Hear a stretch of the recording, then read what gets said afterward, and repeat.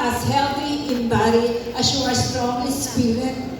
Talaga po, ang mensahe kong ito ay by talaga pong hinamon at talagang chinalis ako na kaninang nagagayang ako na paparito sa Christmas namin ng mga kuya at ate. Pagbaba ko po ay parang inaalisan ako ng lakas sa aking binti. Sabi ko, paano ito? Pero hindi ko isusuko ang iyong salita.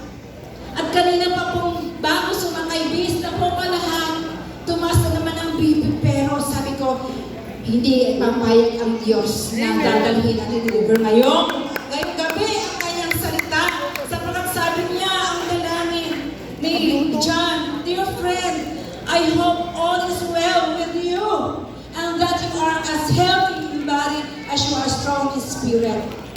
Kuya Al, sinasalang po ako pag lumagpas po ako ng 30 minutes. Sabi po dito, ang topic po natin ay worship that enrich body, soul, and spirit. Sabi po ay nagpapalusog, nagpapayaman. Yung isang panambahan o pagsamba, papalusog ng ating katawan, ng ating kaluluwa at espiritu. Sabi nga po sa Amplified Version, mahilig po kasi akong magbasa ng iba't ibang version ng Bible. Sabi, beloved, pag sinabi mo beloved, doon agad, minamahal. Tungin mo yung sa katabi, beloved. Kasi yan ay mahal, yan ay anak ng Diyos. Dapat mahal mo yung katabi. Amen po ba?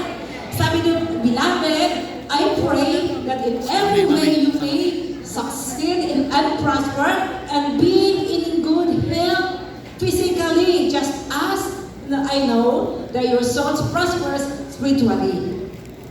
Ito po kasi, tingnan po natin ang background. Ito po ay sulat kasi ng isang elder or sa Message Bible ay pastor ang tawag. Doon po isang manggagawa o katuwang sa ministry na si Gaius po. Dahil si Gaius po ay faithful at napaka-generous so sapagkat siya po ang supporter ng mga manggagawa na humahayop kung saan-saan. At nakakaranas po siya ng pagtuligsa. At ito ang kanyang isinulat. So sabi po dito, dapat po'y pagyamanin natin. Sa pamagitan ng pagsamba, mapapagyaman ang ating body and soul and spirit. At ano nga pa po bang ibig sabihin ng pagsamba? What is worship? Ito yung paghahandog natin. It is an act of reverence and honor to our God. Ang pagsamba po, ito yung pagrespeto o paggalang at ito po ay paghandog natin ng pagsamba, reverence sa ating Diyos at it involves all aspects of our life.